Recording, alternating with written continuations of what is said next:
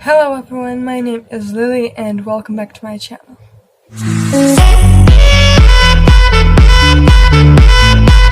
Today I'm going to tell you 10 myths about epilepsy. So, considering epilepsy is, let's say, a disease, and obviously since people know about it, there are going to be a lot of ideas that people have. There are a lot of myths, especially there's this hilarious Greek thing that epilepsy, the word comes, well, in Greek it means possession, and the Greek people, like a long time ago, thought that epilepsy was like a demon possession or something, and a seizure, and it was a possession. I think, well, it's kind of interesting to think about it that way, but I mean, no, I really don't think I'm being possessed. Anyway, the 10 myths about epilepsy are: number 1, you can swallow your tongue during a seizure. That's like the biggest one to exist. The biggest one. Everyone thinks this. Literally everyone. I don't know why. They just do. So people think that you can swallow your tongue while having a seizure. So here's the deal. Physically, it is impossible for a person to swallow their tongue. And it doesn't matter if it's during a seizure or not. It's just impossible. It can't happen. So I just don't understand why people think that. Like, how is it like possible? It's not. It's not. That's just crazy. But it's people say some hilarious things about that. And story time. There was this story. So I had my very first seizure when I was 15 years old in 2015, and obviously there was no diagnosis because it was the first one and no one knew, and I was with my best friend, and she obviously was freaked out and she was crying. She called my parents, but before they could come, because my mom was at work and my dad too, there were these two men that somehow decided to drag me home, and by drag I mean literally drag, because they were, I don't know, too wound up about it in their own heads that they didn't want to like pick me up bridal style, that they just decided to drag me across the street. But and the sad part is that I remember it. I mean, I don't remember it as in I don't remember seeing it, but I remember the feeling, because that's the type of seizures that I have. And it was so crazy that they did that, and then I remember, I remember the gross feeling of that dude's like finger in my mouth. He was literally trying to pull my tongue out and failing because I wasn't letting him. And it's just so gross. And not just like, okay, yes, you were trying to help, but ew! And this dude was literally fingering my mouth and just trying to get my tongue out because he was scared that I would swallow it, which is impossible. It's just impossible, people. And that was probably my worst seizure, because that was just gross. And I'm not saying like, even like I've had a seizure when I hurt myself, but that was honestly not as bad as that seizure where that dude was just trying to help. That was awful. That was the worst seizure I've ever had. Like, if you don't know, please don't try to do something that you don't know anything about, because that's just gross. And touching someone else's mouth, and like literally putting your hands in their mouth, that's just ew. I can't, like, It's just so surreal that I just hate thinking about that. So yeah, you can't swallow your tongue, so people just stop that. Number 2, the myth of you should force something into a person's mouth, which is connected to the whole tongue swallowing thing, because people, there's this whole myth about putting a spoon in a person's mouth and like putting it in a way so it will hold your tongue. Yeah, why? Why? And it's just gross and wrong, because if you force something in my mouth, even if it's small, that can easily hurt a person's teeth.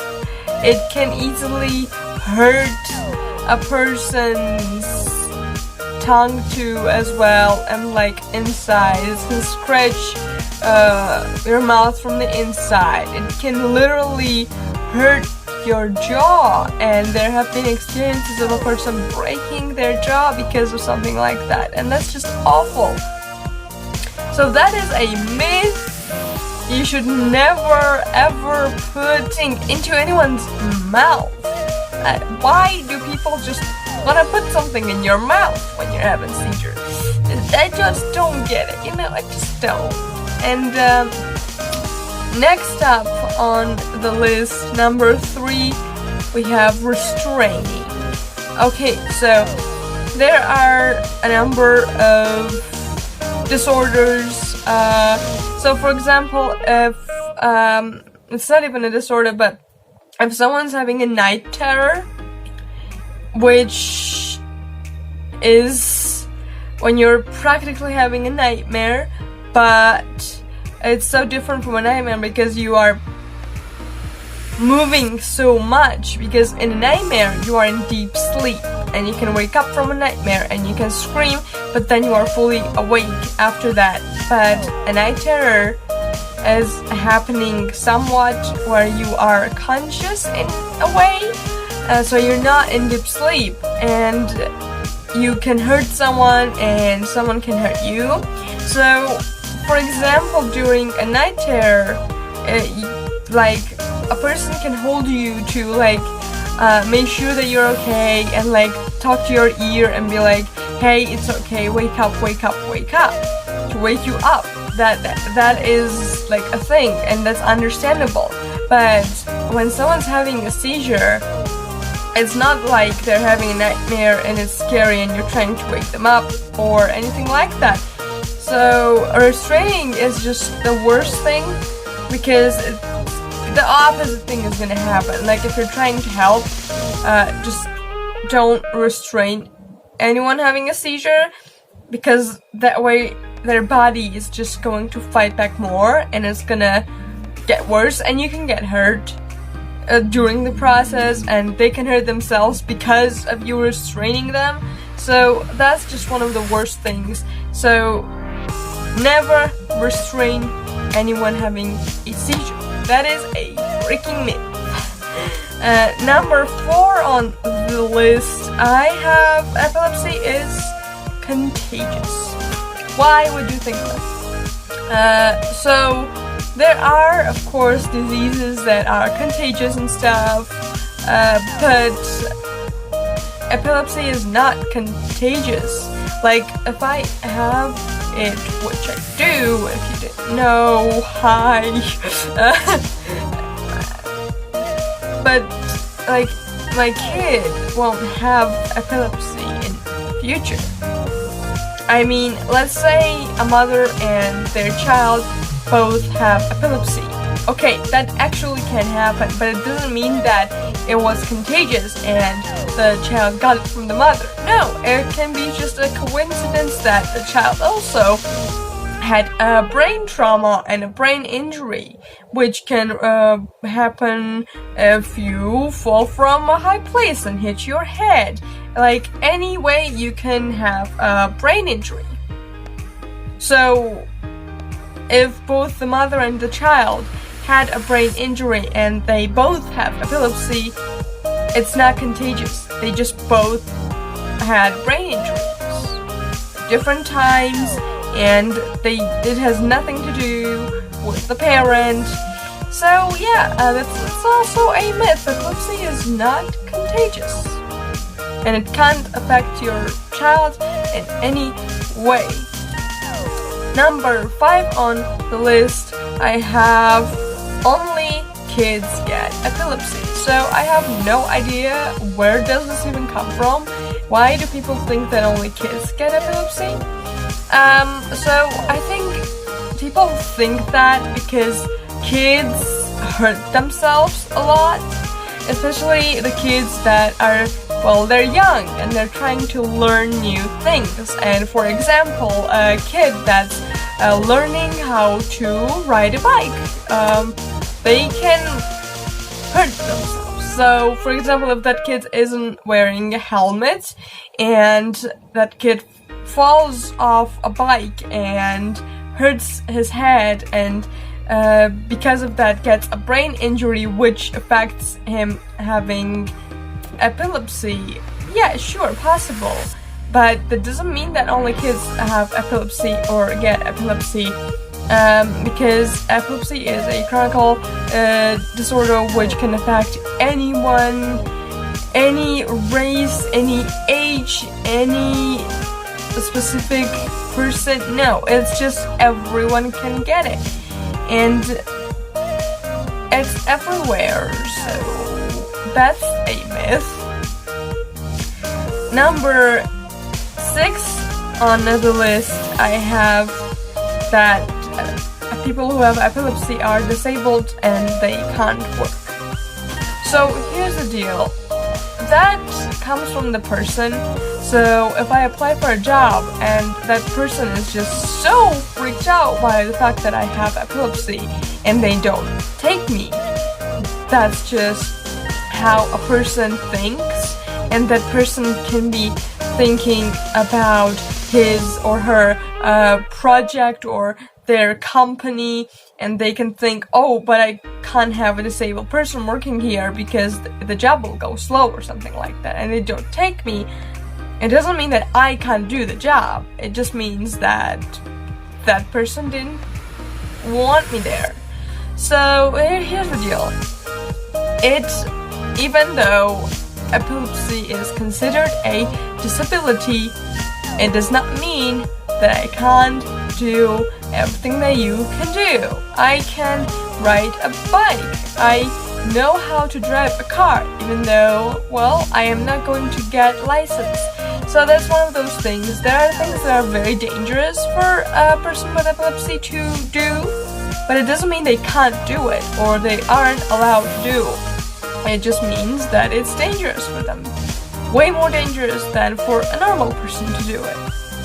For example, I have not went to the pool, or, well, we literally don't have a beach, and I've never been outside the country, so either beach. In my whole life, and, well, a beach in my whole life, and I have not swum in a pool for like 4 or 5 years, I think. Before that, for about like 2 years, I took lessons and I learned how to swim. But after the diagnosis, it's just one of those things that it's dangerous, because yes, I can swim and I'm allowed to, but if I have a seizure in the pool, that would mean that if there will be like a doctor at the place and like a lifeguard or something, then I can drown. I literally can't, because it's a seizure. That's just how it is. So it's dangerous for me to do that, but it doesn't mean that I can't do that. And I just hate that people think that if you have epilepsy, you can't do this. Like, I can do my nails, I can go out with my friends, and I can play basketball. I know how to, and I love sports. And I can run in marathons, but that's one of those things where I was cut from gym class, because in gym it's harder, and when there are balls involved, as in basketball or like football or something like that, or even tennis or volleyball, I can play them, but if someone hits me on the head, that can result in me having a seizure, because it can trigger a seizure if it hurts my head, and especially the part of my head that it was injured.